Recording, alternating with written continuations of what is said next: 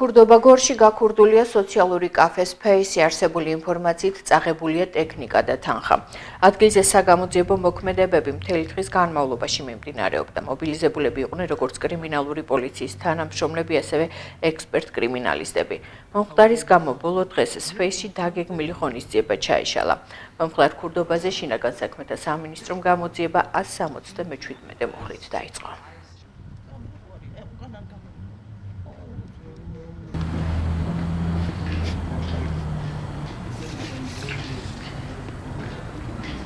დღეს იყო ოფიციალურად ჩვენი შენობიდან გასვლის ბოლო დღე, წერილის თანახმად და როდესაც ილით მოვედით, რომ ბოლო შეხვედრა ჩაგვეტარებინა, რომელიც ევროპულ გაცვლით პროგრამებს და ევროკავშირს ეხებოდა, დაველოდებოდით შუადღით 60-მდე ახალგაზრდა, სივრცე დაგხვდა გატეხილი, წაღებულია თანხა, ტექნიკა და სასმელი, ჯერ მეტი არაფერი არ ვიცით რა არის წაღებული, იმიტომ რომ პოლიცია ატარებს საგამოძიებო მოქმედებებს და როდესაც დასრულდება ეს ყველაფერი, შემდგომ უკვე უფრო კარგად გვეცოდინება რეალურად რა დავკარგეთ და რა ინვენტარია მოპარული. ფაქტი არის ის, რომ წაღებულია ძირითადად ის ტექნიკა და ის ინვენტარი, რომელიც ნებისმიერი ორგანიზაციისთვის და განსაკუთრებით ჩვენაირი სოციალური საწარმოსთვის, რომელსაც არანაირი შემოსავალი არ აქვს, არის სასიცოცხლოდ მნიშვნელოვანი. 30 იანვარს ღამით დავკეტეთ სპეისი და დღეს როდესაც მოვედით 27 იანვარს დავხვდა უკვე გაქურდული, გაძარცვული შემოსულები არიან და მოპარულია თავარი სამუშაო ტექნიკა, რაც არის არასამთავრობო ორგანიზაციებისთვის, პროექტორი, აუდიო სისტემა, რომელიც ქონდა ნათხოვარი მეგობარი ორგანიზაციებისგან და